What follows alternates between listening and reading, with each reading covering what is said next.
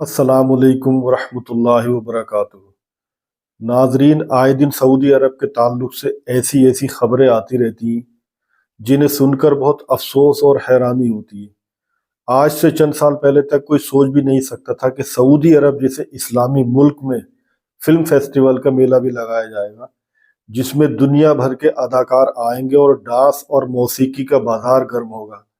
ساتھ ہی ساتھ سنیما گھر کھولے جائیں گے جس میں دنیا بھر کی فلمیں دکھائی جائیں گی۔ اس کے علاوہ آپ نے سنا ہوگا کہ سعودی حکومت نے مردوں کے ساتھ ساتھ خواتین کو بھی گاڑی چلانے کی اجازت کے احکامات دیے تھے۔ سعودی حکومت مخلوط تعلیم کے نام پر ایسی ایسی یونیورسٹیاں کھول چکا ہے جہاں لڑکے اور لڑکیاں ایک ساتھ تعلیم حاصل کرتے ہیں۔ ابھی حال فی الحال میں اسمرتی ایرانی کا مدینے میں داخلہ آپ لوگوں نے سنا ہی ہوگا، جہاں غیر مسلموں کا داخلہ ممنوع ہے۔ بات یہی نہیں رکتی، سعودی عرب ایک اسلامک ملک ہے جہاں کچھ شرعی قوانین پر عمل پیرا ہے، لیکن روشن خیالی کے نام پر اب سعودی عرب کی راجدھانی ریاض میں شراب کی دکان کھولنے کی تیاری میں ہے۔ کچھ عرصہ پہلے تک اس کا تصور بھی مشکل تھا کہ سعودی عرب میں کھلے عام شراب فروخت ہوگی، لیکن اب یہ ایک حقیقت ہے۔ ایک غیر ملکی سفارتی اہلکار نے بدھ کے روز اس بات کا اعلان کیا کہ اب ریاض میں دکانوں پر شراب خریدی جا سکتی ہے۔ سعودی عرب کے حکمراں محمد بن سلمان کا کہنا ہے کہ وہ سعودی عرب کی راجدھانی ریاض میں شراب کی ایک دکان کھولنے کی تیاری کر رہے ہیں جہاں لوگوں کے لیے شراب بیچی جائے گی۔ سعودی حکومت میں یہ پہلی بار ہوگا کہ شراب جیسی چیز کو بھی حکومت کی سرپرستی میں فروخت کیا جائے گا، جبکہ شراب پر حکومت کی طرف سے پابندی عائد تھی۔ ناظرین، جیسا کہ آپ لوگ جانتے ہیں کہ شراب انسان کی بدترین دشمن ہے، اسی وجہ سے اللہ تعالیٰ نے شراب کو حرام قرار دیا ہے اور لوگوں کو اس سے بچنے کا حکم فرمایا ہے۔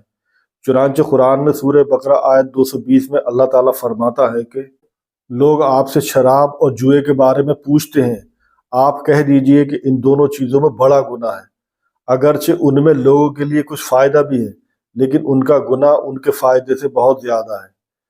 آپ صلی اللہ علیہ وسلم سے بھی شراب کی حرمت کے بارے میں بہت حدیثیں وارد ہوئی ہیں۔ آپ صلی اللہ علیہ وسلم نے فرمایا کہ عنقریب میری امت میں ایسے لوگ پیدا ہوں گے جو زنا، ریشم، شراب اور آلات موسیقی کو حلال کہیں گے۔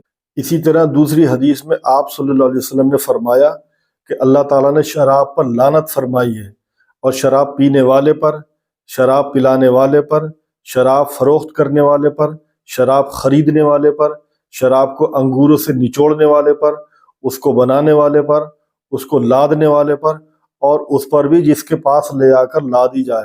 ناظرین، یہ تو شراب کے متعلق اللہ اور اس کے رسول نے فرمایا ہے۔ اگر آپ دنیاوی اعتبار سے بھی انسانی صحت کے حوالے سے دیکھیں تو شراب انسان کے لیے بہت زیادہ نقصان دہ ہے۔ عالمی طبی ادارے نے کہا ہے کہ شراب انسانی صحت کے لیے نقصان دہ ہے اور اس کے استعمال سے بہت سارے طبی مسائل پیدا ہوتے ہیں۔ شراب نوشی سے ہر سال تقریباً 30 لاکھ لوگ اپنی جان سے ہاتھ دھو بیٹھتے ہیں، اور ساتھ ہی ساتھ لاکھوں لوگ جگر کی خرابی کے باعث اس کے علاج کی وجہ سے برباد ہو جاتے ہیں۔ ناظرین، اگر آپ شراب نوشی کا جائزہ لیں تو آپ کو اندازہ ہوگا کہ اس شراب نے کتنے بڑے بڑے نقصان کیے ہیں۔ آئے دن اس طرح کی خبریں آتی رہتی ہیں کہ فلاں شخص نے نشے کی حالت میں اپنی بیوی کو طلاق دے دی۔ اس طرح نہ جانے کتنے گھر شراب کی وجہ سے برباد ہو گئے، اور ایسا بھی سننے میں آیا ہے کہ انسان نے نشے کی حالت میں اپنی ہی بیٹی کی عزت کو تار تار کر دیا۔ جرائم میں بھی شراب کا دخل ہوتا ہے، اکثر قتل بھی شراب اور نشے کی حالت میں ہی زیادہ ہوتے ہیں۔ 1992 میں اسی سعودی عرب میں شاہ عبدالعزیز کے ایک بیٹے نے نشے میں دھت ایک برطانوی سفارتکار کو گولی مار کر ہلاک کر دیا تھا، اور اسی واقعے کے بعد 1992 سے آج تک شراب پر پابندی عائد کر دی گئی تھی۔ اس کے بعد سے سعودی عرب میں یہ پہلی دکان ہوگی جس پر شراب فروخت کی جائے گی۔